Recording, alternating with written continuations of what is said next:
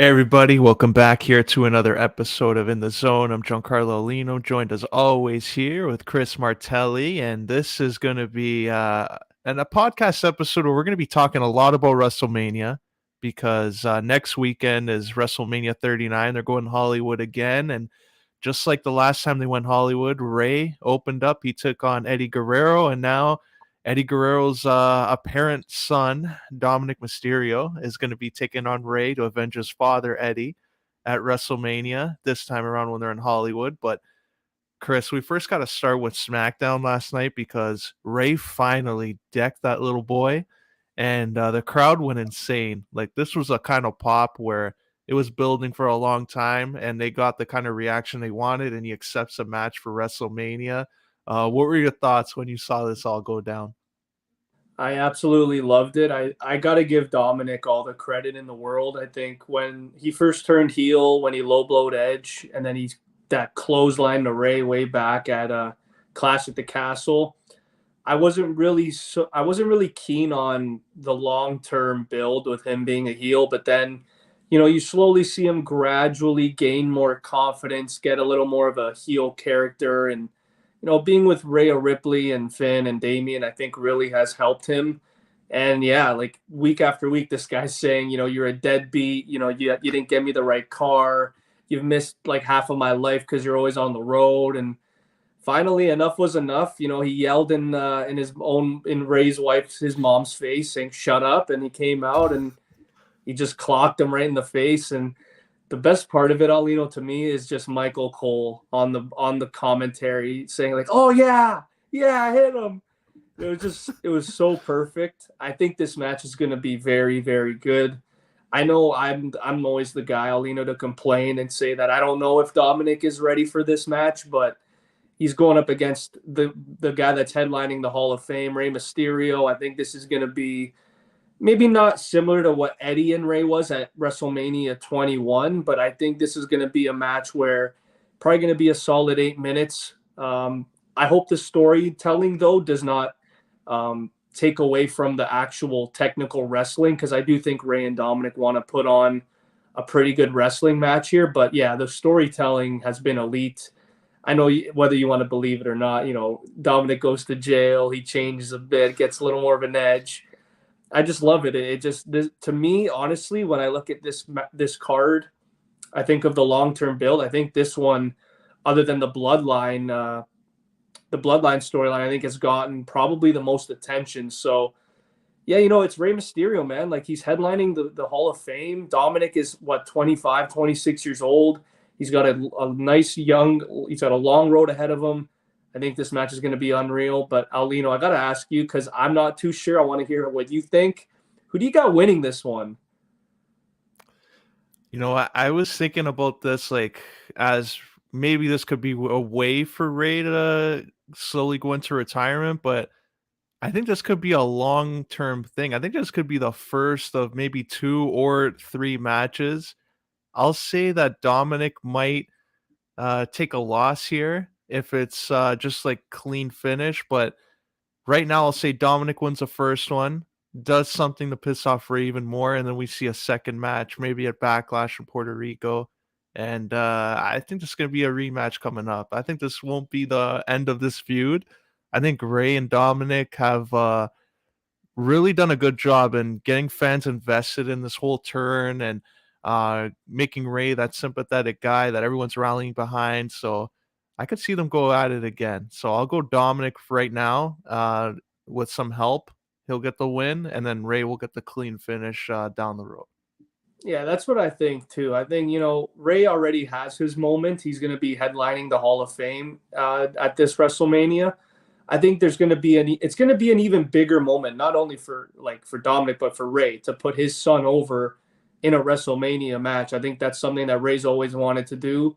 So I think Dominic somehow, some way is going to win this match. Maybe we see Rhea Ripley come out, even though she has a match at this show. I like how they've kind of tried to have Rhea kind of stay away from Dominic at times. Like, they're not always together, but dude, you got to think about it. If Rey Mysterio came out and hit Dominic immediately, this wouldn't have had the same build. So, Ray just waiting and waiting and waiting and saying, I'm not going to do it. It just made this so much better. But I agree with you. I think Dominik somehow gets the win here, and the next night on Raw, we're going to see a furious Rey Mysterio in the building. I like it. And this brings up to this next one because it looks like WWE announced their opening match for the week, and it caught a little bit by surprise here. But Cena and Austin Theory are going to kick off night one. Do you think this is a right call, or do you think this should have been a little bit further down the card there? I mean, there's an abundance of singles matches here. I think when you look at the star power that this one has, I think it makes sense. But I think if I really wanted to open a WrestleMania, I maybe would have gone with maybe Seth Rollins and Logan Paul if you really want to mix it up. Or maybe I even would have gone Aulino with maybe Edge and Finn Balor. Like you get that kind of out of the way, the Hell in the Cell, set the tone for the night. But I do like it. I'm not opposed to it. I think John Cena understands that he's not going to be main eventing WrestleMania at least this year. So the last Mania we saw John at was 2020, and that was against the Fiend in the Firefly Funhouse, and that was weird. But again, he put the Fiend over. It was basically a squash match. The last two, you think about it, the last two John Cena WrestleMania matches were squash matches against him. So I think this is where we see maybe John redeem himself. I honestly don't know who's winning this. I do believe that this could steal the show. If Cena has been putting in the work, I think this could at least be a 4-star match. I know Theory, what we saw in the Chamber, he looks ready to really go on a run here. And I love his character development. We used to look at him as that selfie goofball, and now like this was last year with Vince. And now all of a sudden he has a meaningful singles match against probably the GOAT of the last 25 years. So he's done a 180 with his character. You got to only applaud Austin Theory for that. But in terms of predicting this, kind of like the Rey and Dominik, which I love, I don't really know who's winning this. If I had to really put all my eggs in one basket, Aulino, I'm probably going with Theory retaining here. Just because, again, Cena, we don't really know how much longer he's going to be around. But if Cena is around, don't be surprised if the C Nation leader does pull up the win here. Yeah, I'm with you. If Cena's going to be around for like a couple more events, even Raw after Mania, if they want have like a big debut they're planning, like I know Jay White's a guy that's out there that apparently WWE's interested in. Like if they're going to make a statement there, have him debut against Cena, take the title off him in an open challenge when that crowd is there, and probably energized to see. They're a lot more in tune with outside of WWE as well. So that's the only way I can see it if someone like that comes in to take Cena's title. If not, I do see Austin Theory winning, and I wouldn't be surprised if Vince McMahon doesn't make another little cameo there. We saw last year him and Pat McAfee didn't work out for them because Austin got involved. They were celebrating that little win that Vince had over Pat McAfee. So if they have another chance this year, Vince McMahon on stage with his boy Austin Theory holding his arm up with the title, I think that'd be a nice way to tell Austin Theory he's the future of this company. Yeah, like again, it's a great opportunity for both guys. Cena has been the guy to put people over, and Theory is a guy where I call him Seth Rollins 2.0. I think when Seth came up, his debut WrestleMania with the Shield, he faced Big Show, Ryback, and Randy Orton, or no, Big Show, Sheamus, and Randy Orton. And then they faced the New Age Outlaws, and then all of a sudden he's winning the WWE title, cashing in. So Theory to me has a very similar trajectory as Seth Rollins did back in 2014. So I wouldn't be surprised, Aulino, if as soon as next year, let's say Roman is not champion, we maybe see Theory already in that situation. So I think they're really high on Austin Theory. I think they're really comfortable with him being in big time spots. And I want to see what happens here because this one I think could low key be a really, really good opener. With you there. And WrestleMania is known to have a few surprises and hosted by big names this year. It's the Miz's turn to host WrestleMania, What do you think he's going to be doing? And do you think any other legends will get involved at some point? Because Miz, I'm sure, is going to get a lot of screen time as a host on both nights. So on night two, after Miz has got all this stuff in, do you see anything happening here, or do you think they'll just let Miz do his thing on his own?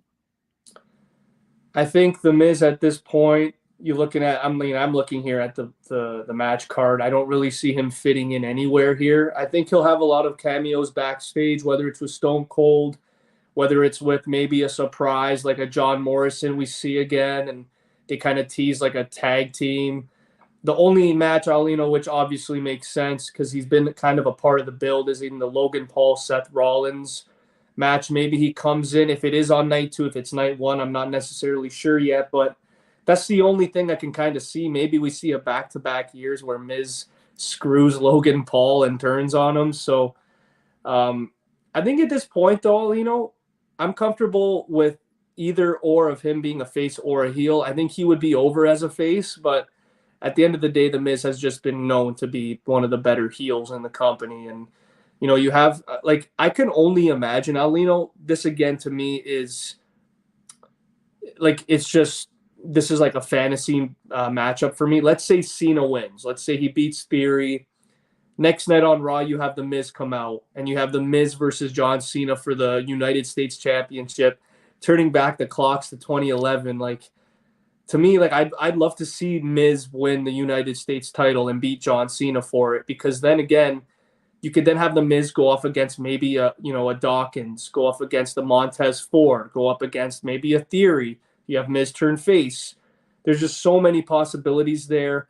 But I think that's a little bit of a reach. But that's to me, I think that's one of the better options. If let's say Cena wins and Jay White doesn't debut, you could have the Miz come out the next night. I think he would get a pretty big pop. Let's be honest.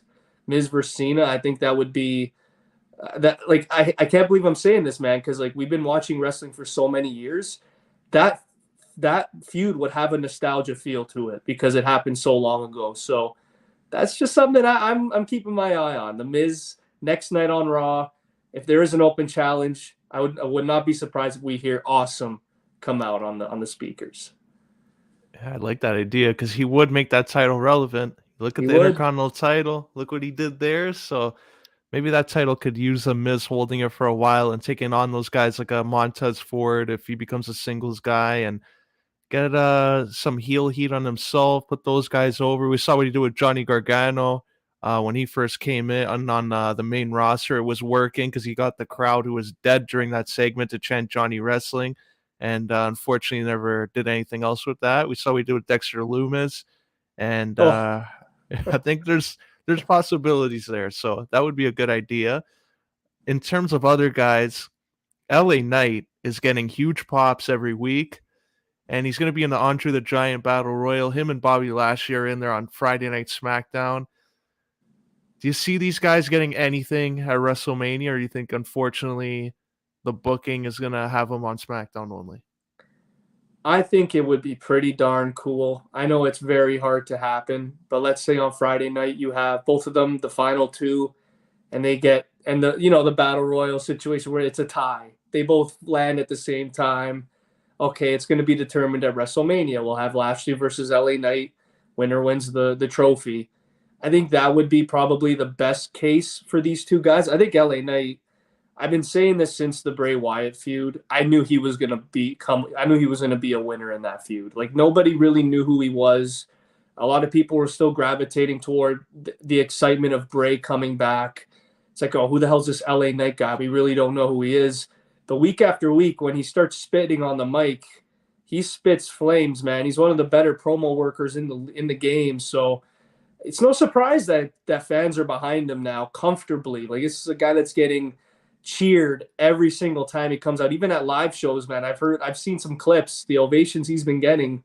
It's awesome to see. And me and you, we've watched TNA, man. He Eli Drake, that guy, he was pretty damn good in TNA. So I think he does have main event talent. He's got the potential for sure. And it's unfortunate what happened with Bray and Lashley, where it kind of fell out there. I don't know what happened with Bray Wyatt. Kind of don't want to get into that, but Lashley's definitely motivated to put on a better match than he did last year with Omos. So if there is one guy that I think it would just benefit both, like I've said for the first, there's a theme for this Mania, Aulino. It's a win-win for almost everybody involved, which is good. But I think Brock Lesnar versus, not Brock Lesnar, Bobby Lashley versus LA Knight, that would be money. And I really, again, I don't know who would win that. I think Lashley, though. I like it. And speaking of almost, a big main event match for him. This guy's hit the jackpot year after year. He can be off TV for so long. Once it's time for WrestleMania, he is featured in a prominent role. And this year, he's taking on Brock Lesnar of all people. So, is this Damn. going to be a low key show stealer, or is this going to be a complete dud, like what some Oh, people on Twitter are hoping it's not to be? if there's one thing that Almost has learned from last year, is he's facing a guy that's similar to Bobby Lashley. So go back, watch the film of that match, see what you can do to improve, and just make it work. I know Brock Lesnar is a much harder guy to work with than Bobby Lashley, but Brock will work with you if he respects your work. And it seems like if Brock Lesnar is going to openly, accept a match at WrestleMania with Omos, he definitely respects him in some type of way, whether it's backstage as a nice guy or his body of work over the years. Who knows? But Aulino, I think this will be about a 5-minute slobber knocker. That is how I will call it. It's just going to be a big brawl. Vince McMahon's going to be loving it in the back.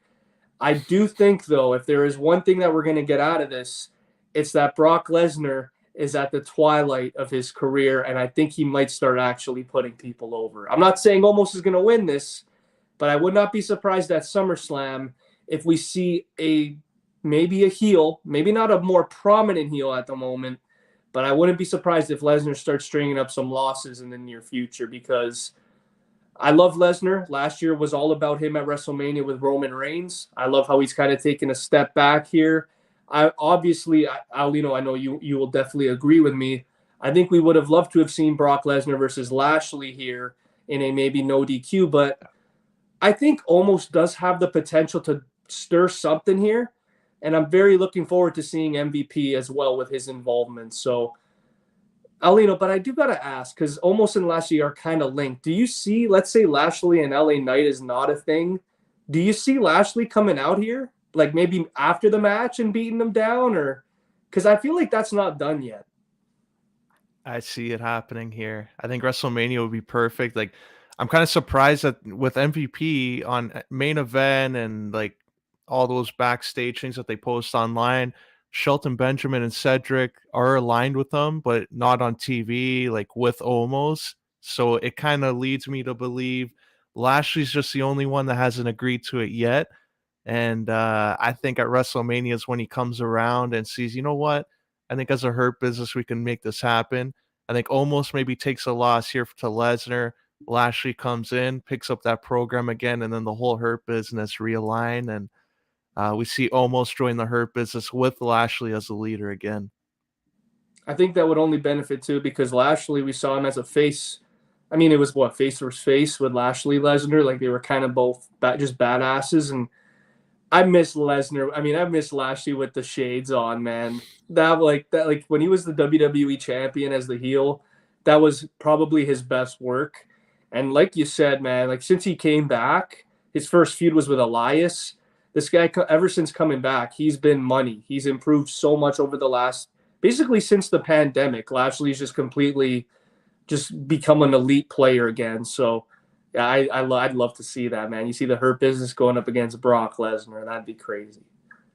And I think this match, we're going to see a lot of selling from Brock. Like, I think a lot of wild shit. Like, he's been a guy that's oversold sometimes, like just flop backwards. I think as soon as almost like pushes him, he's going to pull some HBK stuff out of here. I think he's going to steal the show one way or another. HBK against Hulk Hogan at SummerSlam. Oh, definitely. As soon as he hits a clothesline on him, I see Brock flopping up, jumping over the rope, and looking at almost like this guy's a powerful guy. Just when he hits him with the F5, will be more of a meaningful moment. So I think this is going to be low key and entertaining match. I won't say it's going to steal the show, but I think Brock's going to put in a shift here that night and make fans remember this one way or another. Yeah, I think this is going to be a solid match for sure. I got Brock Lesnar winning, and I think he's going to make him tap, man. Oh man, almost tapping on. And that's when Lashley comes in there, and we see the He's seen Hurt Business enough. do a number. Yeah, Yeah, he's seen enough. That's it. beat down our Canadian boy there. But we got another match down here. We're gonna pull up.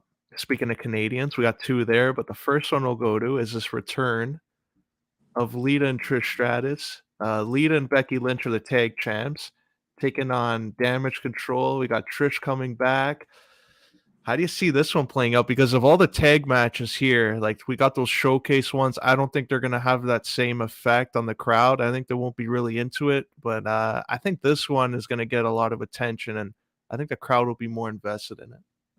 I mean, these are the two OG pillars of the women's division. Lita and Trish Stratus. Like these were the two back in the day that were just head and shoulders above everybody else. Every time they kind of put on a match, you knew exactly what you were getting. I mean, when Mickie James came in, she was kind of like the next one in line, but like these two are basically the pillars of the women's division. And you're looking at, I mean, China obviously was like one of the first ones that really put it on the map, but then you have these two. And I hope, Aulino, it's not like it's just a typical 6-man where the faces win and everyone's, all lovey dovey in the middle of the ring after the match. I just think when you look at the 6 involved here, like Dakota Kai is still really green, but I think in a year or two, she's going to be kind of like where Carmella was when she was like the women's champion. Like you could put her in a Money in the Bank. She could be a potential winner. Io Sky, you already know how I feel about her. Her Yeah. NXT women's run was phenomenal. And Bailey as a top heel, I thought for sure Alino by now she would turn face, but they've really been consistent with her as a heel. She's been heel for like 2.5 years now. So it's been a long time for Bailey as a heel, but you look at the other side here, Becky Lynch being one of the top faces and Lita, aligning with Becky. I just think you look at Trish here, she's kind of the odd one out and she might be a little jealous. We might be seeing Trish Stratus, whether it's after the match, whether it's during the match. I don't see Trish Stratus taking this too well. And it was smart to see. You mentioned it last week where that the Bailey, Io, and Dakota, they attacked Trish, and Becky and Lita were nowhere to be found. So it looks like there's already a little bit of a dent in that team. And I think Trish Stratus, we all want to see it. I think she's going to. It would make more sense, obviously, if she goes after Lita, but I think we're going to see Trish take a beating, and I think she's going to actually beat down Becky here, and we're going to see Bailey get the win. I'm with you. I see for this to be something here, 6-woman tag thrown in like this. I think towards the end we're gonna see a chick kick right to Becky. Out cold. Out comes Bailey, pins her, sets up the next feud, and I think Trish is gonna be a heel. This is gonna be, I think, a long-term run here. Uh, I don't. The only other thing is though that's under the radar is the tag team titles. Do you see Lita turning heel too after and like looking at, oh, that's my best friend, and Becky just coming in and feuding with her? Like, you think she turns heel too after and they drop the titles? Yeah, I think that's actually like a perfect way to benefit the storyline. Like you could just start it with Trish being jealous and envy, like, just jealous of Becky's the man run. She could definitely bring that up and how, oh, it's overshadowing my career. You think you're better than me, whatever. I think that's a start. But yeah, eventually I think we could see like week after week, maybe Trish Stratus talking to Lita backstage, and all of a sudden, you have a tag team match like for the titles at Backlash, and who walks out? Lita. She walks out on her partner, and then we see maybe again, like Lita to me is, I'm not going to say she's not good enough to be in the ring, but I feel like if she were to be like Trish's manager, I think that would just make it a lot more intriguing. And Aulino, I'm going to say this right now. I think Trish Stratus versus Becky Lynch is a lock for SummerSlam, an absolute lock. I'm with you, and I think it would be like you see all the women on the roster, like they looked up to Lita and Trish, and they talk about it in interviews and stuff. Like from now until SummerSlam, I think it would be just hilarious to see them come out and beat up all the women that looked up to them. So you have like Liv Morgan maybe versus Trish at one pay per view, Lita versus someone else at another pay per view, and then it leads to Trish and Becky. And maybe you can have Bailey turn face and align with Becky and they do like a tag team as a payoff, or Sasha Banks maybe comes back and they do a payoff there. But I think this could be a long-term storyline that helps the whole division and gets some excitement back, because as we've seen in the showcase match, doesn't seem like the crowd is too invested in Ronda Rousey. So I think this could be a nice little alternative that gets some fans excited in the product and the women's wrestlers at the time. Yeah, and Aulino, let's not forget, man. Like Charlotte had a match with Trish Stratus at SummerSlam, and that match was phenomenal. And who's expected to lose the title at WrestleMania? Charlotte Flair. Charlotte. So Yeah. maybe we could see. I mean, I don't know what Rey is going to be doing at SummerSlam, but if they really want to make this a big deal and maybe they want it to be larger than life, you could do the Trish Stratus and Lita versus Becky and Charlotte in like just a massive past versus present tag team match. I think that would also be another pitch that I would be looking forward to. So you never know. There's a lot of potential with a potential Trish Stratus heel turn, and I think if like Aulino, if the faces just win here, that's just an absolute miss. I think they have to go with that. Yeah, I'm with you there. And just a lot of Canadian talent. We talked about Brock Lesnar, our Canadian guy. We talked about Trish there, another Canadian. We got to go now to the third Canadian who's in a big marquee match, and it's Edge. He's taking on the Demon. It looks like Finn Balor in a Hell in a Cell. What are your expectations for this? And does I guess Finn Balor coming out as a Demon mean that he's going to be a lock to win the match? Um, I'll say no. I think this is where we see Edge's greatness, and I mean, the Fiend already beat the Demon, so I don't really take this like because everyone's like, oh, he's still undefeated, this that. He's really not. He lost, so. I mean, the Demon's going to be crazy. If we get Brood Edge, a darker side of him, I think this is just going to be phenomenal. I'm not going to say it's going to be the hardcore match that we saw at 22 with Foley, but it's going to be, I think, really good. The build has been phenomenal. Some people may say it's been a little too long, but we all know that this is Edge's basically. I don't know. This might be his last WrestleMania because there are rumors in August when it comes to Toronto, that's going to be his last show ever here in Canada. So I think Edge knows that his time is coming up. I think Vince McMahon and Triple H probably respect the hell out of Edge. I wouldn't be surprised if this is one of the longest matches on the card. I think maybe you give this a 20, 25-minute window. And I think this is finally the moment where we see Finn Balor really get a really, really good WrestleMania match. The last one was obviously the triple threat with Rollins and Miz.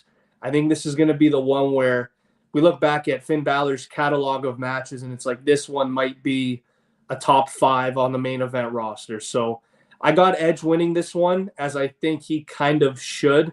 But again, he's a little bit older. He can definitely put Finn Balor over, but I just do think with them getting the best of him in the I Quit match, I don't see Edge losing this one. So I got Edge winning this one in a potential match of the night candidate. And we see Damian Priest is going to probably be involved throughout, even though he's not in a match. Like Rey is in a match, Dominik. So do you see him being involved here? And I guess Edge's situation, like there's Gangrel, I guess that could play a role here if they go with Brood Edge. But Christian, it looked like closed up a chapter in AEW. If the contract is completely up, do you see Christian coming out here and inserting himself in this feud? Do you think that would be too soon right now? That'd be incredible. I think if he is up in AEW and he put Jungle Boy over, which he should have, and I think that would be perfect. And I think Edge would want it more than anybody, knowing that it's probably his last WrestleMania. Look what they did for WrestleMania 27. When he definitely knew, I think beforehand he got the news that was probably his last Mania. So let's bring Christian into it. Let's have Christian win the world title after. So I think if that's the case, if this is Edge's last Mania, yeah, I think Christian coming in this not only would blow the roof off the place, but I think it would just be one of the more meaningful, like just one of the best moments of the whole WrestleMania. So, and dude, like, let's be honest, like if Edge wins and you get an Edge and Christian hug at the end of it, there's definitely going to be tears flowing. So like that would definitely be a lot more emotional, I think, than people would expect. And you know me, man, I'm a huge Edge fan. He's my favorite of all time. I think that would definitely be something that I would be looking forward to. So please, Christian, if you're listening, please go back to WWE. That would be absolutely phenomenal. And what a way to just set up that retirement match. They do, okay, time for the 5-second pose, and then Christian, being the complete dick, gets a steel chair and hits Edge with it, and then goes his heel into that match. Like, they got to do it. I think Christian's got to be the one. Like we saw in AEW, we saw in Impact what he's able to do as a heel towards the end of his WWE run. When he was a heel, it's gold. I think they need to do something with Christian as a heel and showcase to this WWE audience how good he really is. You got to literally do exactly when Edge turned heel. Remember when he had the blazer and the turtleneck? You got to do that with Christian, like what he was doing in AEW the next night. Just come out in the blazer and the turtleneck and just be talking trash about Edge. Like, oh man, if those two feuded to end it, that's the highlight of that's probably the most fun Edge would have, like in his whole career, is knowing that he's ending his career facing his best friend in Christian. I think that would just be, come on, man. Like Vince and Triple H have to definitely understand that that has to be a possibility for sure. With you there. And there's going to be a match that everybody's going to be going crazy for. And it's going to be Gunther defending that title against Sheamus and Drew, triple threat. This is going to be a wild one. This is like slobber knocker. This is Rock'em Sock'em Don Cherry hockey type in a wrestling match. What are your expectations for this? And is it time for Sheamus to win the Intercontinental title? It is. It's time for Sheamus to get his moment again. I don't remember the last time Sheamus has had a really, really big. I mean, the 18-second thing against Bryan, I don't really count that, but yeah, like this is to me an opportunity where you look back at Clash at the Castle. Gunther versus Sheamus was phenomenal. That to me was still match of the year in 2022. Um, you now bring in the whole idea of friendship with Drew McIntyre. This is going to be a roller coaster ride of emotion. Gunther, obviously, he just broke the record for the longest Intercontinental title run of the modern era. So he's been on a different level. But I do think when you look back at where it all started at Clash of the Castle, where Gunther and Sheamus put on a 5-star, just barn burner classic, I think this is, again, where there's just so many stipulations and so many potential storyline um, roller coaster rides. I could see Sheamus winning this, and then the next night you have Drew turn heel and just absolutely obliterate Sheamus somehow, some way. Or you could just go with Gunther versus Sheamus again for the belt. But I don't see Gunther taking the loss here. I don't see him getting pinned. I think if there is any way of, like, out of all these three guys, I think they have to protect Gunther here, just based off of the ovation that Gunther got from going one-on-one with Brock in the Rumble. I think everybody wants to see that. I think we might even be getting that at SummerSlam if people want to kind of accelerate that. But I do think Sheamus, Aulino, I agree with you. I think this is Sheamus's moment to win the Intercontinental title.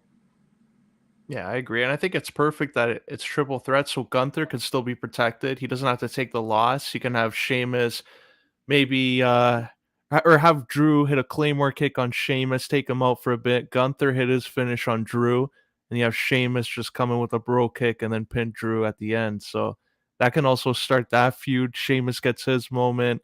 Gunther's protected, and then you have something where Drew can turn heel and go after it with Sheamus. So I think that's going to be a win-win for everyone.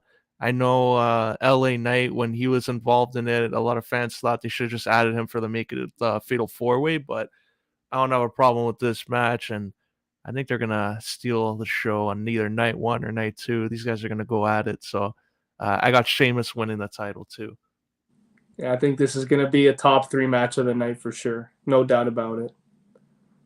And moving on here to, I guess, a match that I don't know what's a nice way to put it. There's any excitement. Hopefully there is, because some of the members of this match have had a great year. But what are your thoughts on who is going to win this, and who do you think the surprise team's going to be? I hope it's not Tamina and Nia Jax. Anybody but those two. So I'm gonna still just stick with Ronda and Shayna winning this, just because like they have a hard on for Ronda Rousey. I feel really bad for Liv and Raquel here. I think these two are primed to have huge years. Maybe in the coming year, maybe in 2 years. I don't know, but I know that these two are the future of the women's division. At some point. Shotzi Blackheart is definitely very green. Natalia she just sneaks her way into this. I love it. I'm not gonna lie, if it's not Nia Jax, and I don't want it to be, it's gonna be Chelsea Green and Carmella. I think that's the team that obviously makes the most sense here. And Chelsea Green has just been getting buried, man, every single week. I'm kind of down for it though, because like that's her character. I feel like that's just how they kind of portrayed her from the jump, coming back from the Rumble. But it would be great to see Carmella get another WrestleMania match and kind of shine. So I have to say that's probably the team, Aulino. Who do you think it is? Man, just the way it's been developing, like I don't know what Nikki Cross is doing, like Piper Niven, like they have obviously here they're throwing teams together because Italia and Shotzi are teaming up. So like I don't think they put much thought into this. I think they just saw who was available, and instead of keeping them off the card, they threw them in here. They could have just, I think, had whatever the battle royal was, they could have had it here and made it meaningful. They could have been the final like 6 participants in it and had a match out of it. But I think Ronda and Shayna win it. I think Liv Morgan will be that one that everyone rallies behind in the crowd, and I wouldn't mind seeing Shayna turn on Ronda and they do a feud together. I think they can have a good match, and the rest of them, I don't know. It's like it's in limbo right now because Rey is a champ. If she beats Charlotte, if Charlotte wins, they'll probably do a rematch. So this division right now on SmackDown needs some development in terms of long-term booking. Yeah, I even think like it's kind of sad too because Lacey Evans came back, and I thought maybe she would have a mania like a match. Maybe she would be involved here, but now that Shotzi and Natalia are in it, there's no way that Lacey's going to be in it. So I do think it's Carmella and Chelsea Green. That's what I think for that team. I would like to see, honestly, Aulino, I'd like to see Raquel turn on Liv Morgan too. I think that has potential to be a really good one-on-one feud as well. Liv Morgan has shown so much potential, and I think that those two are going to be like I said it at the Chamber. Those two were going to be the two that stood out to me, and they were like Liv Morgan and Raquel in the Chamber stood out to me the most.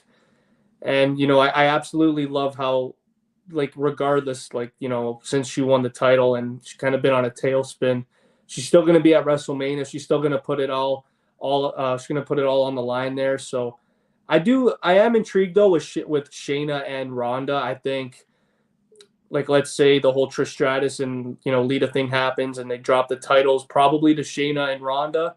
Down the line, you could do Ronda versus Shayna Baszler. My only question is, Aulino, who do you think the face would be? Would they make Ronda the face there? Yeah, I think they would probably lean a little bit more towards Ronda. You can play up that Shayna was maybe jealous of her that she had to go through NXT, and Ronda got the red carpet to come in and be that main event star. So they could even do Ronda as a heel, but as we've seen week by week there with the promos, I don't know. Unless she has a manager, I don't see it working. So I think if they give her a manager, it could work perfectly where Shayna could be the face in that, and the crowd can get invested. But in this match, I think, unfortunately, a lot of them have really done well as singles competitors. I think they should have done a better job with making a secondary match like they did with the whole Damage Control and Becky Lita Trish match. They built something up where fans wanted to see it. This is just like two extra tag matches that aren't going to probably get the time or the attention when it's all done. So it's kind of unfortunate for all of them. Yeah, it is. But we're gonna go to another match here. Speaking of the women's, it's Asuka taking on Bianca Belair. Do you see them doing a title change? Because Bianca Belair's title run's been impressive, but Asuka with this new character does have a lot of possibilities afterwards. I'm gonna say surprise factor. Bianca retains here, and I think it's one of those things where you look at the amount of title changes that are going to be happening at the show. I mean, at least that's what I think. I don't see this one changing hands. I think there's a greater chance that Rhea beats Charlotte Flair than Asuka beats Bianca. So I think the crowd is trying to get behind Asuka, and they have. But Bianca Belair, man, like this is a woman where like it's hard for her to lose this match here, and then like you don't really know what she's doing after. Like if she loses this match, I don't know what the hell they're going to be doing with Bianca down the line. Like she would probably have to turn heel. She probably have to reinvent herself again.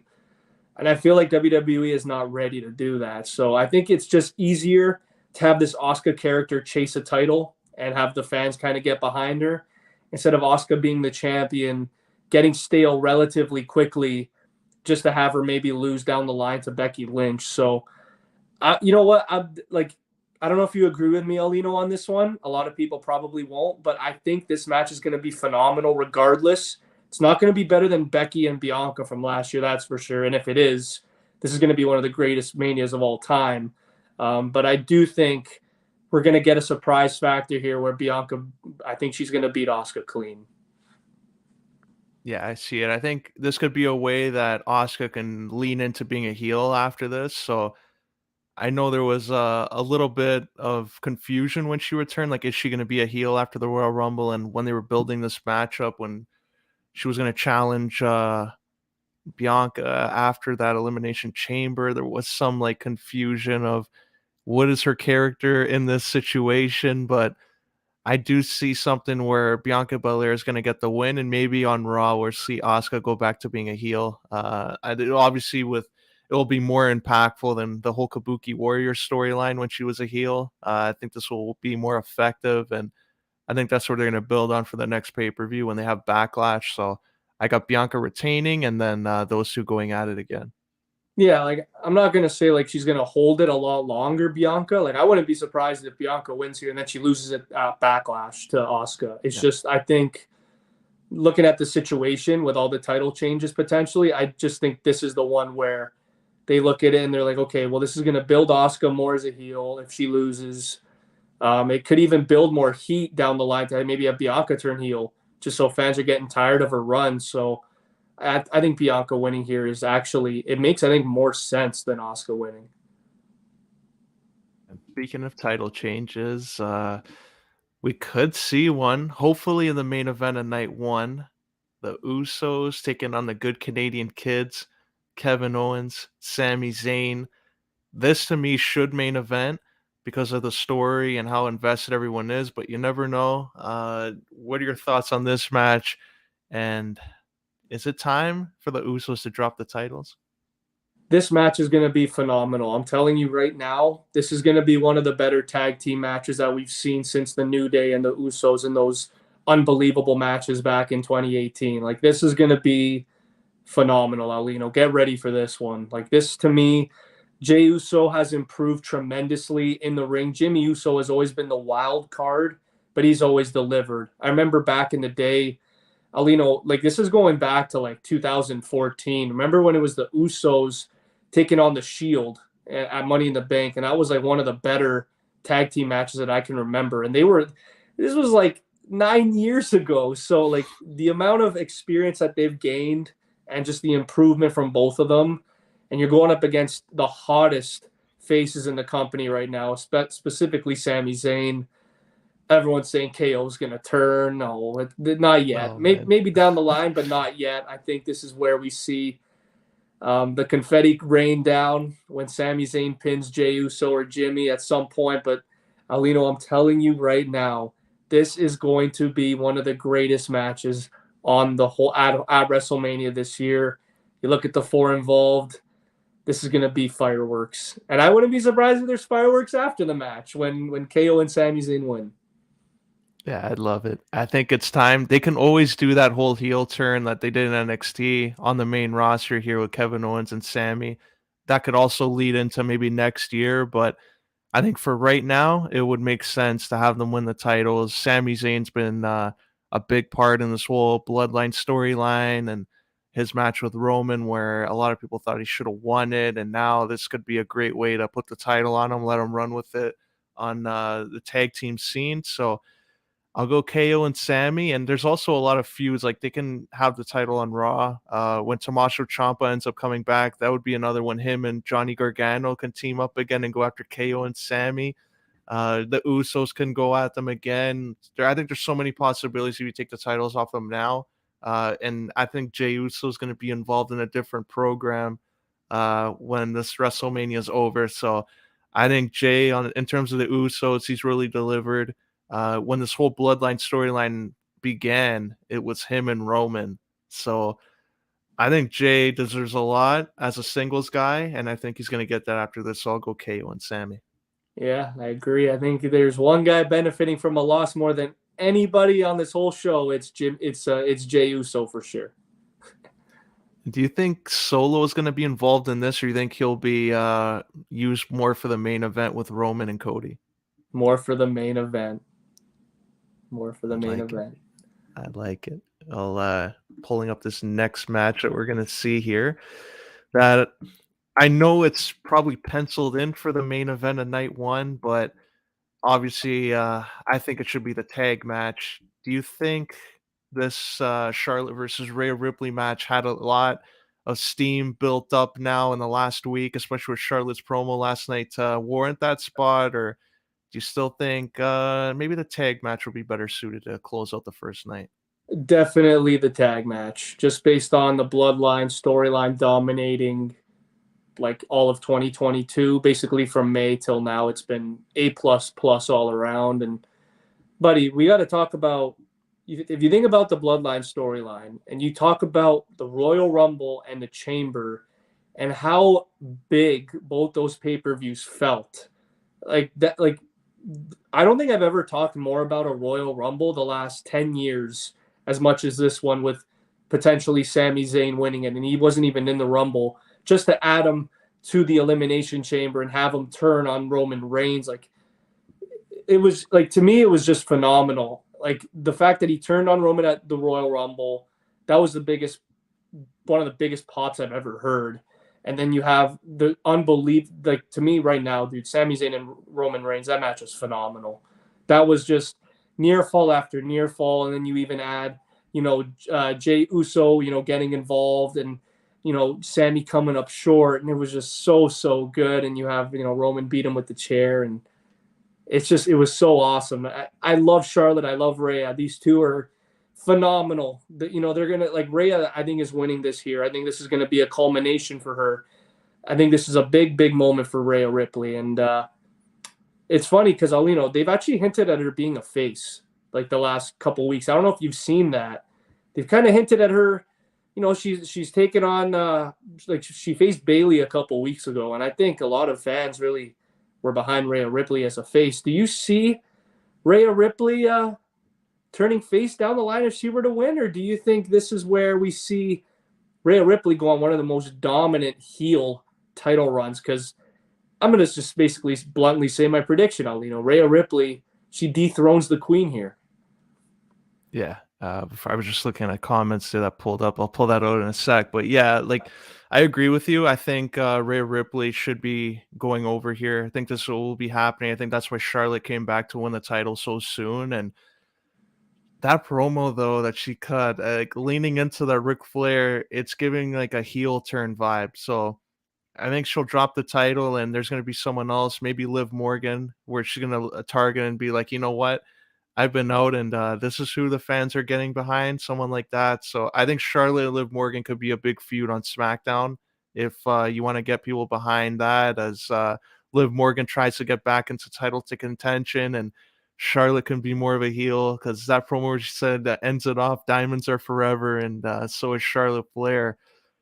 I think she has to be a heel now just because of that. So I see Rhea winning. This will be a good match, but obviously I don't think it should main event. There's no shame in it co-main eventing because of how strong the other storyline was and how long it's been going on. So I think it'll be good. And I'll bring up this question here. Are you a fan of Rey Mysterio? Chris, are you a fan of him? Absolutely. That guy's one of the greatest to ever do it. I remember back in the day, I remember it was SummerSlam 2002. You see the debut, Rey versus Kurt Angle. I was watching that shit from day one, man. Rey Mysterio, one of my favorites. I will say, though, every time it was 04, 05, that Rey Mysterio, Eddie Guerrero feud, Nick was more of the Rey fan. I was the Eddie guy. So there you go. I like the heels more. I like. And yeah, a big fan of Ray. Love the cruiserweight stuff he was doing, and that whole feud with Eddie. You can't write anything better than that. That was gold. So Ray there, and I guess another one here is that, like, with these long-term storylines, do you think this year they finally got something right? Like, we're talking about feuds that started last year, Edge and Finn. We got Ray and Dominic. We got the bloodline angle. We got KO, Sammy taking on the Usos. Is this a nice change finally that it's not like a match popping out of nowhere just for the show, and we got a lot of long-term investment into more than one match? Yeah, man, it's phenomenal. And the fact that a lot of the fans are actually patient enough for it, it just shows how great the creative has been too. It takes a lot of effort to really make a storyline go for 6 7 months and really be meaningful and consistent. And we've seen it with Sammy, we've seen it with Ray, we've seen it with Dominic, we've seen it with Edge, we've seen it even with Seth Rollins. Like, this has been building already for 2 months with Logan Paul. So they've been doing a phenomenal job with a lot of the long. Okay, maybe 2 months is not long term, but you go multiple months. 2 3 years ago, that was definitely not happening. Like, we were seeing random matches being thrown into the mix at WrestleMania, like when it was Baron Corbin and Kurt Angle. Like, you're just throwing random stuff for just because it's WrestleMania, and it's sad to say. I think the ones that are being thrown in this year are just the star power is so good that it's acceptable. Like, I'm not going to say like Bianca and Asuka was kind of thrown in, but to me, it was just kind of like you're looking at everybody on Raw, and Asuka came back and she got the pop at Royal Rumble. To okay, we got to go with her. We can't go with Carmella. We can't go with anybody else. So I do think though, like with the long term build, you know who else would have been involved in a long term build for this Mania, Aulino, if he wasn't injured? Randy Orton, 100%. I think we would have seen Randy versus Riddle at this WrestleMania if they didn't get hurt. So hey, maybe Randy comes back as well. That's still not out of the question. I'd love to see that. Randy would get a nice pop. I think he deserves it too. And this match is one we were talking about here. It's Seth Rollins and Logan Paul. Does Seth finally get a win back at WrestleMania, or do you think they're gonna give Logan the win because he's the heel in this? No, you can't. You can't have Seth lose here, man. Like, the guy has not had any success the last while. I remember the last time he had a meaningful win was SummerSlam against Brock, and we were there live. And that was 3 4 years ago. So, Seth has had his demons, man. Like, ever since the feud with the Fiend, I just feel like he's been in that slump. And he feuded with Roman at the Rumble in 2022, where they kind of teased him going back to the main event, and then he had that phenomenal feud with Cody Rhodes, but again, it wasn't for anything, and he lost the feud. And yeah, now you have him here going up against Logan Paul, and yeah, he feuded with Theory and Lashley at the end of 2022, but this to me here is definitely a case where it could steal the show. Logan Paul's athletic as all hell, but Seth Rollins has to get the win here. I mean, Logan costed Seth in the chamber. I think down the line, if you really want to, I say this all the time, Aulino, if Cody Rhodes is winning, the perfect opponent is Seth Rollins. Seth Rollins and Cody Rhodes for the belts would be phenomenal. You get a little more. I mean, Seth Rollins right now is pretty good as a face, but he's like a goofy face. He's not a face that you kind of trust as a face. You know what I mean? Like, he's a face, but how long is he going to be a face for? I could see Seth winning, beating Logan, and the next night he's a heel again. So I think Seth Rollins wins here. And Aulino, I'll say this right now. You give this time, just like I said with Edge and Finn Balor, this could be a show stealer. So I got to give all the credit to Logan Paul. He's definitely probably the best celebrity wrestler that's come in, other than maybe Bad Bunny. But I got to go with Seth Rollins winning this one. I agree. I think Logan Paul is going to be involved in other stuff after here. He can easily feud with someone. He's not going to be on TV every week. So wherever they go with it, I think he'll be fine, where people will just forget about like, oh, he's lost like 2 matches in a row to 2 of the biggest names, but I got Seth winning that, and a couple final matches. We got that tag team showcase where we got Ricochet and Strowman. We got the Street Ricochet Profits. Express. I don't know who named that. If they're actually going with it, good for them. And then a team of Chad Gable, Otis, Otis, going in there. the model. Do you think that there's going to be a turn here? Because I think all of these teams can easily turn on each other. Otis can go with Maxine, and if he wants to be a singles guy, they can go in the direction with the Street Profits splitting up. Strowman can obviously just finally throw Ricochet out of the ring and be that monster again. So, what do you think should happen here? Oh, the biggest out of all the three is definitely the Street Profits turning on each other. They've been the tag team the longest.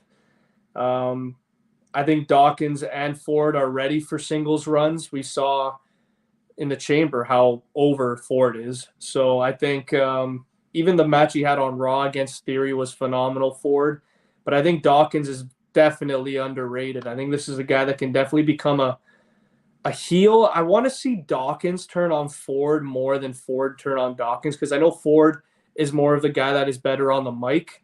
But I think if you have Dawkins turn heel, kind of not really explain himself for a couple weeks, I think that would definitely have a lot of fans intrigued with Dawkins as a singles guy. So if there's one team that has to turn, it's definitely the Street Profits. I think it's a long time coming. There's no Marty Jannetty, Shawn Michaels here. I think both these two could be great. I think this is going to be a phenomenal, like, it's not going to be a phenomenal match. It's going to be a clusterfuck, but I think there is potential here, just like what we saw last year with the triple threat tag match with Orton and Riddle winning there. So I got the Street Profits winning this, but maybe after the match, we see Dawkins maybe turn on Ford. I think that would be phenomenal. Yeah, I think it'd be a nice one last win as a tag team before they turn on each other. So I like it. I think they win it, and I think it's time. Like both of them, I think are capable of being singles guys on different shows, even, and then you can go back to that feud at like Survivor Series and make it special, brand versus brand, and pick it up there. But I think it's time. Team, the characters, like I think they can both evolve right now. We saw with the Usos, they were able to do it when Jay was alone when Jimmy Uso got injured. So I think they can do something here where they can elevate themselves and bring some other teams from NXT up and just develop the tag scene for a little bit. But we got to get to the big main event now. It's the Bloodline taking on Cody. Cody's trying to prove that he's a guy that he can dethrone Roman's run. Is this where it finally comes to an end here? I'll say no. I'll say Roman Reigns retains his title. And I'll only say that because Cody Rhodes the last 2 weeks has been saying how Roman doesn't have enough. He doesn't have it in him to get the job done. I mean, this is obviously a storybook ending if Cody Rhodes does win. Obviously, he's doing it for his dad, but I think the history with Roman and Dusty Rhodes, and I think with Paul Heyman being involved, I don't know, man. I think Cody's coming into this too cocky. I think Roman Reigns, at the end of the day, Vince McMahon, I think he wants Roman versus The Rock. I think we're going to get it. I want to see it. I think Roman Reigns. This is also going to be, I think, a surprise factor. I think a lot of people see Rhodes winning, but I think Roman Reigns is going to get the final pin. And I think it's going to be a mixed reaction, cheers and boos, but I do think Roman Reigns' run continues as the undisputed champion. I'm conflicted like both ways. It could be where Jey Uso is the one that turns on Roman finally, and they go back to that, how the bloodline has to pick and choose, and they can do Roman versus Jey again. Maybe Jimmy has to choose a side, Solo has to choose a side, and that until SummerSlam, you build up that feud without a title, and Roman could take time off. But there's just something about Roman having the title right now, and for the last 3 years since this whole thing started, it seems like they're building towards him versus The Rock, and every time The Rock can't make the Mania, they just say, okay, we'll put someone else there and extend the run for another year until The Rock comes back. So maybe Roman is going to benefit. If The Rock can't do it, we're going to extend it for another year. So I think Roman could beat Cody, and then Cody, if they split the titles, can maybe win Money in the Bank, and then that could be for the title at the end of it. So I think there's ways you can protect Cody, but I'll go with the surprise there. I'll say Roman wins too, just because of Jey Uso and what that could lead to in the next coming months. I mean, I make no mistake about it. I could easily see Jay costing Roman the titles and it going, starting from the beginning.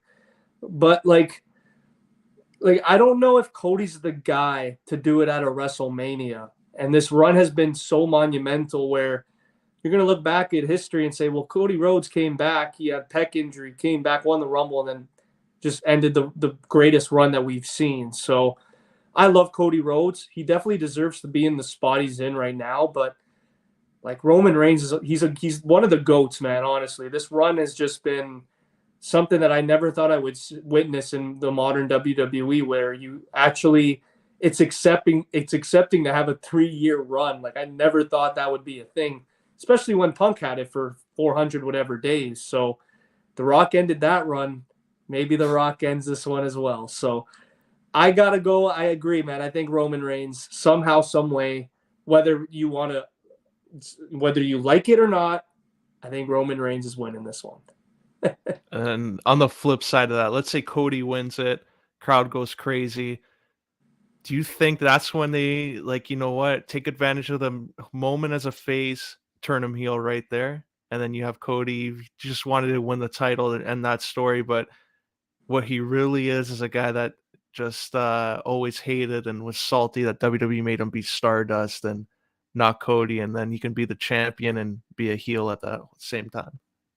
I honestly think if Cody is winning the belts, the next night on Raw, you turn him heel immediately. You have him align with Heyman. Like Heyman comes out for, let's say, for Roman Reigns, just to have Cody put his arm around Paul and say, you did the right thing coming out here tonight. We're going to be a great duo, you and I. And that gets a chorus of boos.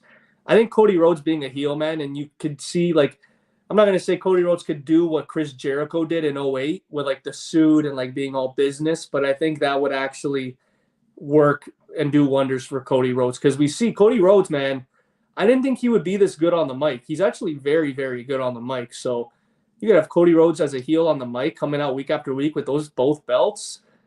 That's something that I think a lot of fans, when you look back at the match and Cody going over, I think that's definitely something that could be worth their while. But I don't know, man. Just like what you said, it's Roman Reigns, it's WrestleMania. I don't know. I don't see him losing.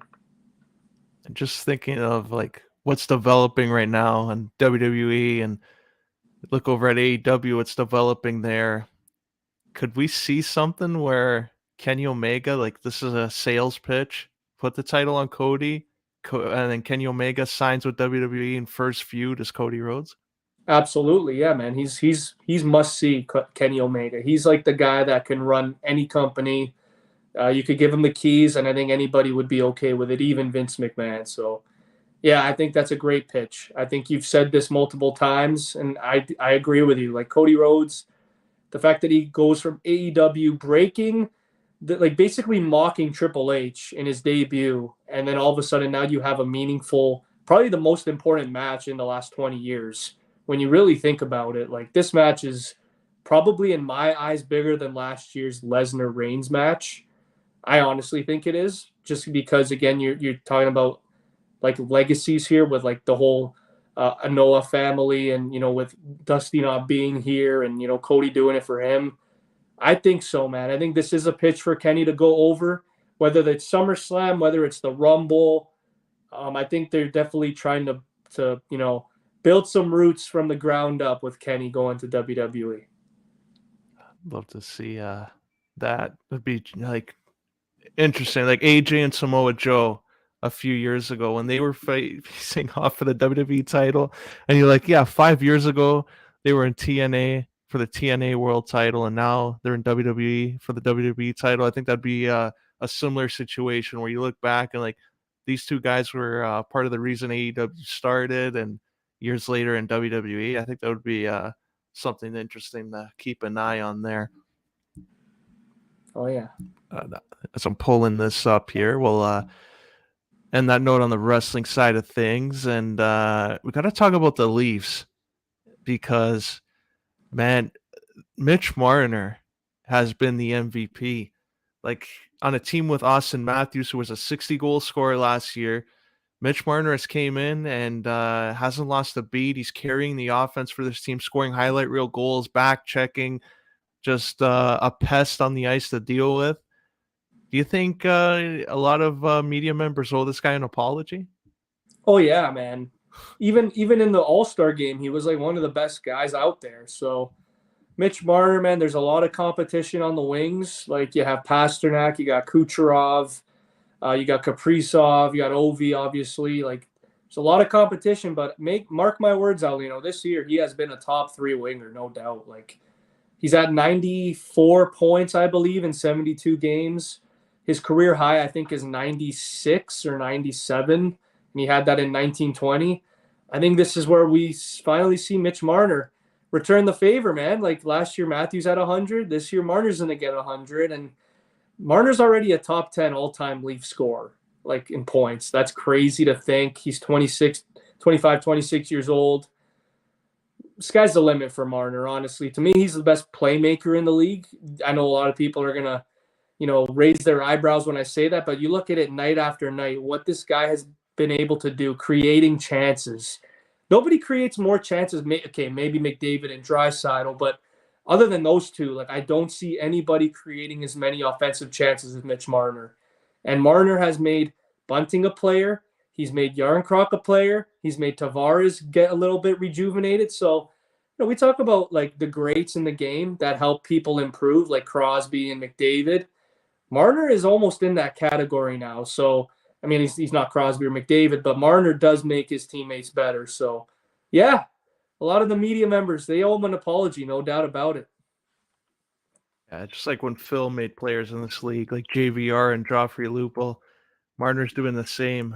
Solid performances out there, and like I think, like I remember when he signed that contract, like media members like, he's not worth it. His team's not going to be successful, and then he was a scapegoat a lot of the times when that first round exit happened, and yeah, just look at him. Mitchie just keeps on going, builds his brand, continues to perform. Like I would love to see if they have some success in the playoffs, like first round at least, get through a round. Mitchie just goes in salty one day and like, you think it's my fault?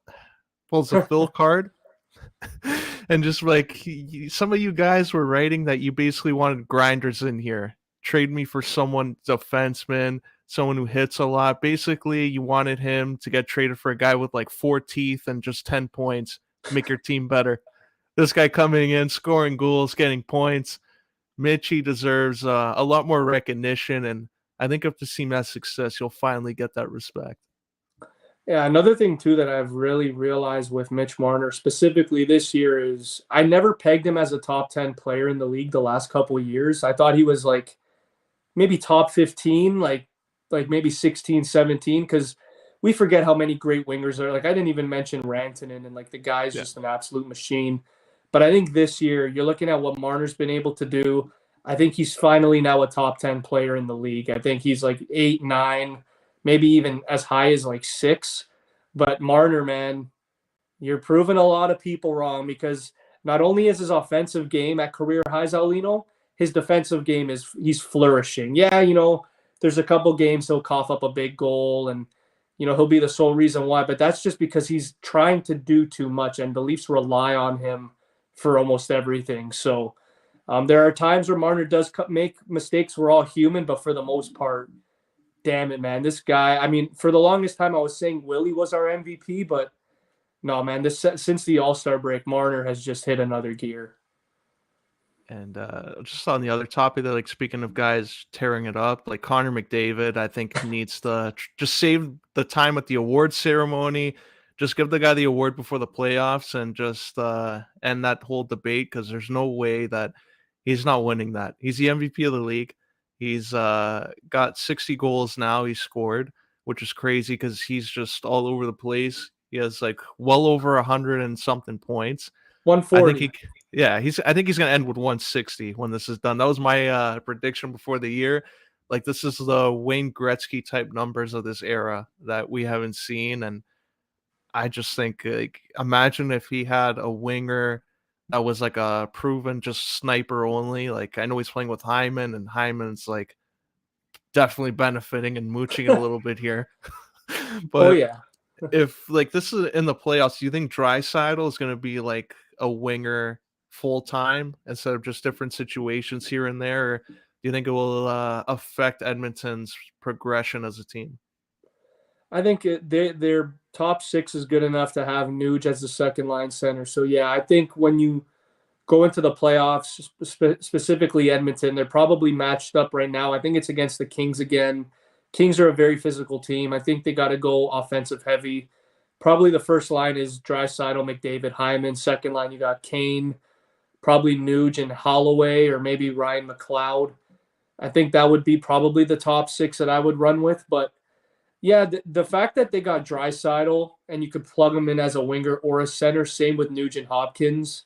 I think that's just a win in itself because we see, man, Nugent Hopkins does not get enough credit either. Like the guy to me is unbelievable. He's one of those guys where, yeah, he went first overall. He's not necessarily produced in his career as a first overall pick, but the dude's at 90 points this year. He's at career highs all around across the board. He's improved as a defensive guy. He's benefited as a power play guy. So I think when you look at what Evander Kane did last postseason, I think Zach Hyman could do something similar to what Kane did last year. You got Nuge benefiting, maybe scoring a little more this playoffs.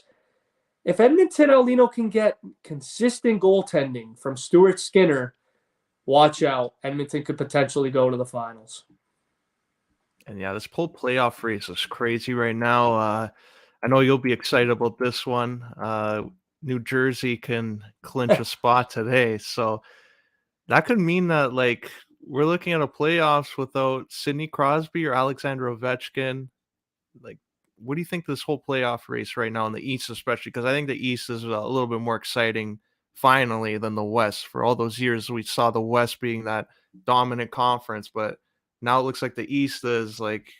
Do you think this is exciting right now, not having Ovi and Crosby in the playoffs? It's definitely not exciting. I want to see Ovi and Crosby in it every year. But you're looking at, I said at the beginning of the year, I didn't see Washington as a playoff team just based off of how old they are. And, you just look at like nowadays, man, the league is a lot quicker. Younger players are better at a younger age. And, I love guys like Oshie. I love Backstrom. I love Ovi. But like Father Time is undefeated, man. You're going to get some guys that are, younger. They're a lot better. Like, look at Jack Hughes, what he's been able to do this year. He's the guy that steers the ship in New Jersey. Nico Heischer's a hell of a leader. He's also having career years. Dawson Mercer's emerged as a great player. You look at the goaltending, obviously Kemper, they signed him. They think he would definitely provide Vezina type goaltending and lead them to a playoffs, but they've just come up short. And, Pittsburgh, I still think can make it, man. This week, they really played well against Dallas and Colorado. It was a tough loss that they lost to, I think it was Ottawa at the beginning of the week. But Florida's definitely a team where I do see, like, if they were to face Boston, they will give Boston headaches for sure. The team, to me, Aulino, that has surprised me in being in the playoffs is the Islanders. I didn't see them being a playoff team either. I know Sorokin's great. I know they made that big pitch and they got Bo Horvat. He actually has been terrible since going to the Islanders, but it's the experience, man. Like you got Brock Nelson, you got Anders Lee, you got Bailey, you got these guys that have been playing together for so many years. Parise has freaking 19, 20 goals as well. So, I mean, the Islanders, I can't believe I'm saying it. Like, they're probably making the playoffs. I don't want them to. I want it to be Pittsburgh and Florida that make it, but the more I watch the Islanders, man, it looks like they're just playing that ground and pound hockey that made them so successful a couple years ago. And if you're Boston, like, do you want to face any of those three teams? Because like Florida and Pittsburgh to me are huge X factors going into the playoffs. Yeah, especially if Bobrovsky is all of a Oh, sudden Vesna again. That could be worrying for Boston. Like I know they had a nice regular season, but this could be a gamble on them. Like at least the Leafs are just preparing for that one team that they know they're already facing. With Boston and like going after a wild card team, you don't even know who it's gonna be. Like you have to constantly look at how everyone's playing. I think there's more pressure on them too, being the President's Trophy winner, like all the other ones that some of them end up going out in the first round because like they overthink everything. So I think this could be something similar where the wild card team might be under the radar, the one that has the upset first round. So whether it's the Islanders, whoever it is, I'd be happy to see it. Boston going home first round would be very nice. Aulino, Obviously, I'm not biased at all. Aulino, you know what's hilarious? You know who was the goalie for Columbus when Tampa did that record season? Bobrovsky. You know who's That's on it. Florida and is their goalie? Bobrovsky. Bobrovsky. So if Florida could sneak in and face Boston, don't be surprised if Boston's locker room's a little shaken up when they see Bobrovsky and then on the other side there. And hey, dude, like they're going up against Barkov and Makachuk. Like these two guys are phenomenal players. To me, Makachuk, if McDavid wasn't having the season he's having, he's probably the runner-up for the Hart Trophy. So if I'm Boston, man, and you look down the standings and you see Florida battling there, you better pray that they pass the Islanders in the wild card race. Because if I'm Boston, I don't want to face Florida.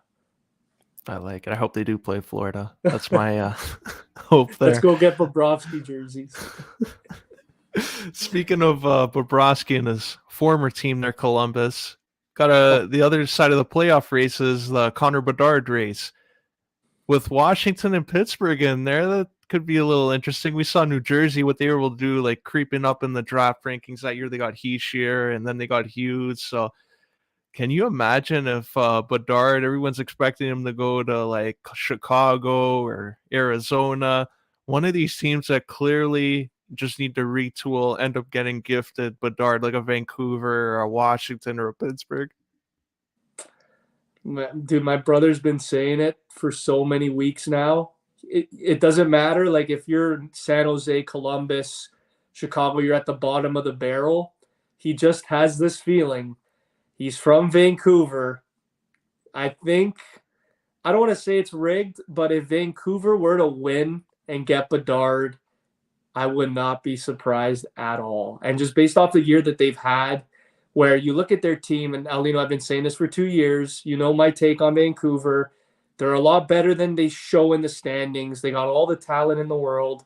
Can you imagine you have Connor Bedard and Elias Pettersson as your 1-2 punch at center? Like that is just, that's nightmarish, especially if you're McDavid in the Western Conference. Like that would shake up the league completely. And who the hell wants to see Bedard on Arizona? Nobody. Who, like, even San Jose, like that guy would rot in San Jose.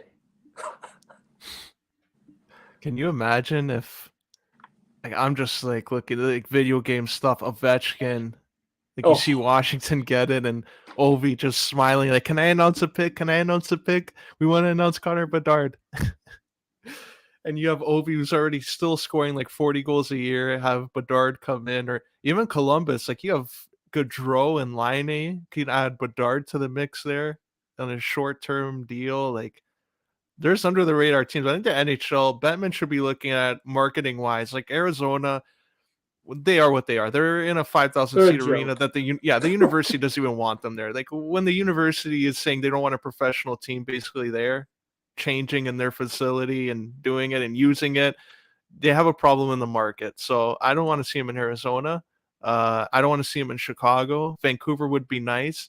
But I'm looking at teams like Columbus, Pittsburgh, and Washington, where if they're not making the playoffs clearly, just tank the last like 15 games and improve your standing there. I'd like to see them there. Can you imagine like a team like Philly or the Blues getting him too? Because Oh shit! they're like the sixth, seventh team, like 8, 9, like someone like that, like climbing all the way to first.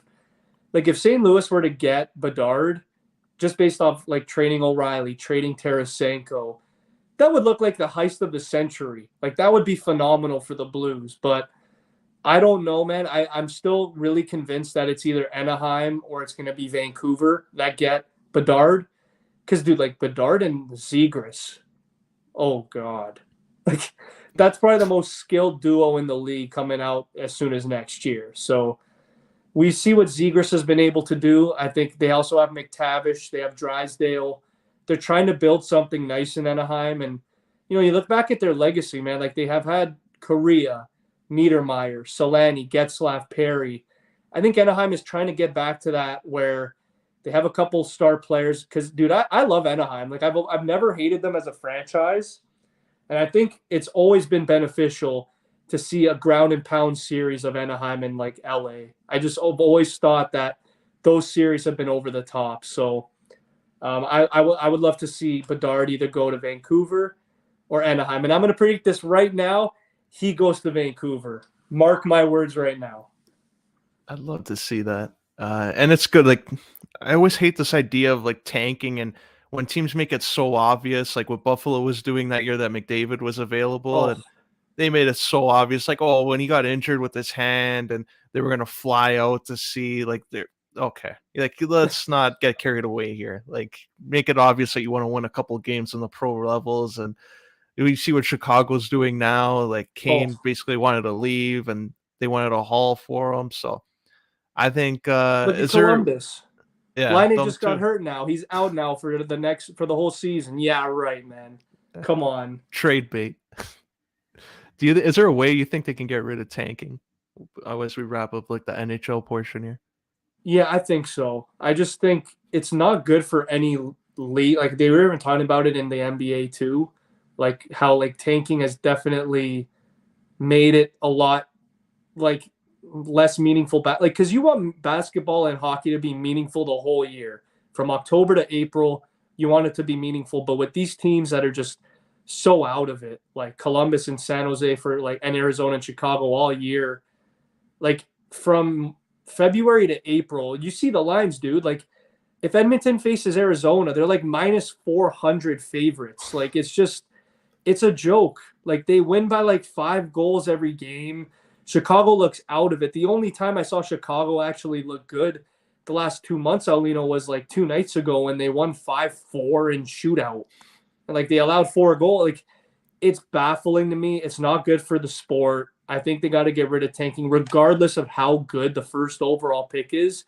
Every professional athlete, Aulino, should play with pride. They should go out there and they should give it their all every night. Be blessed that you're getting paid to play the game that you love instead of sitting out. That's my thoughts. Never ever liked tanking. Never liked it. Yeah, I think they should just. I don't know what they can really do. Like the whole play tournament for a draft pick is kind of dumb because it's like, yeah, I'm gonna go play out for a guy that's gonna take my job. So like the Yeah. tournament pitch that some guys were putting out there, I think doesn't make any sense. But like maybe they should do like every team has the same odds. You miss the playoffs, it's like if you come in dead last, tough. Like get better because you have the same odds of getting the pick as a team that came in ninth. So maybe that could be a way where you need to win and you need to make the playoffs. And if you make the playoffs, you can't get the first overall pick. You can only get under 5. So I think there is a possibility where they can do something that changes it without basically having an incentive. If you come in dead last, you have a 25% chance of getting the first pick. Yeah, like it doesn't benefit anything either. Like from February to April, if you're Columbus, the attendance is probably at like an all-time low. Probably like 9,000 people go to the games because they know they're going to get their asses kicked. Same with San Jose. You look at just the only positive thing coming out of San Jose is Erik Karlsson. And that's like, to me, I'm not going to say it's fluke, but we all know that Karlsson is not going to get 89 points again next year. We all know that's not happening. This, to me, Aulino, is compared to the Nick Foligno 73-point year he had in 2013. You're never seeing it again. As great as Erik Karlsson is, man, like he's done this, this is his third time, I think, hitting 80 points. He's not doing it again. And with the team that he's on in San Jose, it's not happening. So I could vouch for any fan that's a San Jose fan, a Vancouver fan, an Arizona fan. They're not happy. As happy as you might be to get Connor Bedard, in the long term, your team has been shit for a while now. And like tanking will not help it. Yeah, you'll get Bedard, but you got to play the wait and see approach. Look what happened with Buffalo with Eichel. You did all those years of tanking. You get Jack Eichel for what? For him to get traded in 4 years? So you never really know, Aulino. So tanking to me has always been out of the question. I never liked it. Whether Vancouver is either tanking on purpose or they've just haven't meshed that team chemistry, I don't know. I don't buy tanking. I never have, especially in hockey. Because, dude, hockey should be the most unpredictable sport to bet on. Let's be honest here. Anybody can beat anybody on any night. NBA, not so much. We all know in the NBA it's a little more rigged than most sports. But with hockey, I agree, man. No tanking allowed. I think it's bullshit. And just as you mentioned, NBA will close out on their playoff race right now because they have the play-in tournament every year now, and it's brought some exciting results the past couple of years. What are you expecting in the playoff race in the NBA? I think the West is absolutely unbelievable. Like that, I never expected from like what the fifth seed to the 10th seed. It's like 3 games apart. It's absolutely ridiculous. Even the fact that Phoenix is almost a 500 team is like just hilarious. The Pelicans were at one point Aulino in first. They're now in ninth. So Zion there's got just, hurt. yeah, Zion. I don't know what that guy. That guy just makes up injuries on the spot. But the Lakers obviously are the story of the West right now. They were in 12th, 13th at one point. Now they're in 8th. Dallas is not in a playoff spot right now, and that is a problem. That is definitely, if you want to call Luka Doncic one of the greatest of his generation, if he doesn't make the playoffs here with a guy like Kyrie Irving, that's definitely not good. So I think you look at Luka Doncic, you look at Kyrie Irving, you look at this Dallas team, they got to make it. Like this is it's remarkable if they don't. Like, can you imagine the Thunder make it over Dallas? Like to me, that's a joke. And like Gilgeous-Alexander's had a hell of a year. But there's one team, Aulino, that I don't think anybody's really talked about, and I want to give them the love here. The Sacramento Kings, man. Holy shit. Finally, they're going to be a playoff team. They're a top 3 seed in the Western Conference. Sabonis and Fox are special. We looked back last year at that trade. Does it look like the Kings maybe have won that trade, or do you think Halliburton is still going to be better than Sabonis? I like Halliburton, but like at the time, like Sabonis is more ready for right now, and they desperately need to make the playoffs. So I guess I could kind of understand it. I just think Matherin like kind of wanted to be there, and it was a way of like, okay, we're gonna trade him right now. I think they could have found a way around adding Sabonis to the team, but it makes sense now when you see that at least it paid off. And this is a team they had Cousins in his prime, didn't even do anything. Now at least with Fox and his like coming into his prime years, they're finally gonna make the playoffs and at least build something for that market who's been depressed. Let's put it nicely, for 22 years of watching every other team come in their arena, beat up their team, and they get nothing out of it. So it's a nice story. I love it, man. I think I don't see them obviously going to like the finals or anything, but I just think when you tune in for game one of that Sacramento series, you know that arena is going to be erupting. It's going to be loud. It's going to be hard to win in Sacramento, man. I'm not going to lie. It's going to be very hard. Whoever faces Sacramento when you're on the road, it's going to be hard to dethrone the Kings. And I guess if Zion isn't shut down for the year, do you think there's any way that they can regroup from this and get in the playoffs? Yeah, I think they're going to make the playoffs. I think the team that's probably going to fall out is the Thunder. Realistically, on paper, they should be the team to fall out. I want to see. I think this is obviously marketing. I don't know. It's just my take on it, Alino. Look at the teams in the bubble. They're all like the most talked about teams in the league. Like you got the Lakers with Braun and Davis. You got the Mavs with Doncic and Kyrie. You got the Pelicans with Zion and Ingram. And I think the other team is the Clippers. So it's like, is this like a ploy to market the play in more? I don't want to just assume that it's rigged for that, but there was no way a month or 2 months ago I was talking about Dallas being in the play in round. And KD's out too. So Phoenix is going to have to pick it up if they don't want to be in that situation and they want to make a run at this. Because KD, as we saw in Brooklyn, he'll look around and look at the other options there and he'll tell the GM, thanks for trading me, but you know the deal. Trade me again. I'm not going to be a part of this. And he's going to see OKC come up. You'll probably say, you know what? I'm going back to OKC. Make the trade happen. My management will be on the phone with you later this afternoon to give you the details of the one team I'll go to. You have 8 hours to make it happen, or I'm sitting out for the rest of the year.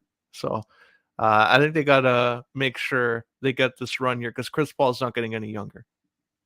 No, and another thing too that sucks is like Paul George is now out for the remainder of the season, and like I know Kawhi's Kawhi, but like if the Clippers kind of start sinking and go in the play-in, I don't think if I'm any team, I don't want to face the Clippers in a play-in game. Like Kawhi's gonna drop 50 on them. Like it's gonna be like we're gonna see Terminator Kawhi come back, and he's gonna absolutely obliterate either Luka, Zion, or LeBron. One of the three. So I do think though, Aulino, when we talk about like playoffs and all that, I still think the favorites are. When I look at it, I think it's still the Nuggets. I like the Nuggets. I like the Suns in the West, and I obviously love the Bucks and the Celtics in the East. I think the Heat are not that same team. The Knicks are a similar story to the Kings. They're both very, very cool stories, but you look at Giannis, you look at Embiid, and you look at Tatum. Those are the big three in the Eastern Conference. And if again, like I have to say it, if I had to make a prediction as of right now, I got the Celtics and I got the Suns going to the finals. Oh man, yeah, Kawhi is probably going up. He's probably so pissed. Like I gotta play another how many games? Probably going up to the owner. Like it's gonna cost you. Like I don't play these kind of games like what 1 and 2. Like you know the deal. 2, I get a little bit of a rest and then I come back. So I think Kawhi's gonna be taking it on the other teams. And then when Paul George comes back Oh, fuck. and he remembers it next year, he's like, you know what? I'm out for the week. You take charge.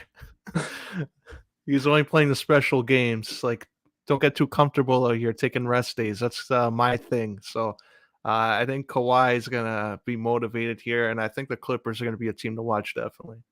Yeah, they are a team, and it sucks too because like I want to talk about Portland for a second. Like Damian Lillard this season, from January to the beginning of March, he might have had the most unbelievable offensive production I've seen since James Harden in his days in Houston. Like the guy was dropping 35 points every game, and they were losing every game.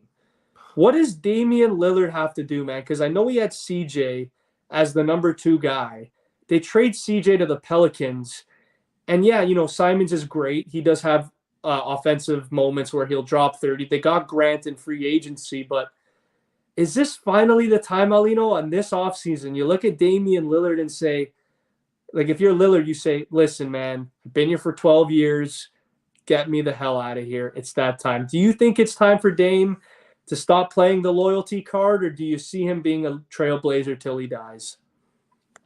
I can see it go both ways. Maybe the management will probably just say, you know what, your jersey's 100% like clearly going to be retired here. You're known as a Portland Trailblazer because you've been here since you got drafted and stuck through when LaMarcus Aldridge left and the team kind of rebuilded and retooled. So I think they'll like praise him still, like they'll trade him. And then after they'll celebrate him, like I don't think the fan base would ever turn on him like LeBron and Cleveland did. So I think he'll be always praised in Portland, and I think it's just going to be management saying, "Listen, we want to rebuild, and we'll trade you in the offseason." Yeah, I agree. I think like you look at what Beal's done in Washington, where you just feel like he's gonna get traded, and like miraculously he just doesn't. He just stays in Washington. Him and Lillard are literally like the same type of guys. Like I feel like the only way they would get traded or request a trade is if they finish dead last. Like what Detroit's doing. Like just they're dead last every year. Doesn't matter who they have on their team. Now this makes me want to just end our podcast because I want to talk about this. We talked about the tanking with Bedard. There's now a tanking with Wembanyama. Who is going to be that team, Aulino? Is it the Pistons? We saw they got Cade Cunningham, they got Jaden Ivey. Or do you think it's more of a team like the Charlotte Hornets who shut down LaMelo Ball for whatever reason way back in February? Oh man, Michael Jordan, if he's gonna sell that team and they get that traffic, he would probably whip his phone through that wall so fast and oh, I got two guys now that this team for all these years I couldn't get anybody, and now he's gonna get those two together. So I think he'll hold off on selling his majority stake in the team if that happens. I think he should reevaluate once the draft lottery happens before making a move like that, even though he's going to make a ton of money. But I would like to see the Raptors if they follow up the playoffs. If the league does them a solid, that would be a nice move, a nice gesture to their friend north of the border, the Toronto Raptors, the only team from Canada to have success out of the two and the only one to win a championship. So I think the league would be giving them a solid by doing that. Shout out to the Vancouver Grizzlies. But yeah, no, I just like the Spurs as well. They've been bad for a long time, and if there's one team I think that deserves the first pick, it's the Spurs. Seeing Wembanyama go to the Spurs, you look back at the legacy of some players, like you have the David Robinsons, the Tim Duncans of the world. I think Wembanyama would definitely be appreciative of getting drafted by the Spurs. But I think, Alino, when you come draft night, I think the Raptors are going to be one of the busiest teams. I think they might trade Van Fleet. I think they might trade OG. And maybe if the price is right, you might have to go and trade Pascal. Hopefully, Pascal's one that stays. Just ever since he got drafted, he's been the guy here. And now that they have Pirtle, I think they can continue developing that. I think Barnes is a guy that you can be a point guard. I think Van Fleet, I agree with you. I think he would be the one out, and you can really build around Barnes as a point guard, as a starter. And so, I know he can play different positions, but I think point guard is where they initially had him. And I think Wembanyama, would help. So Oh, who knows? That would be fun. But Chris, on that note, this was fun. We went through WrestleMania, some possible things that could happen, what we would like to see happen. It's going to be fun to see what actually happens and the fallout of that, and we'll be here to talk about that when it does. The Raw after Mania, the SmackDown after Mania, which is always having great crowds. So this was episode 211 in the zone. Signing out.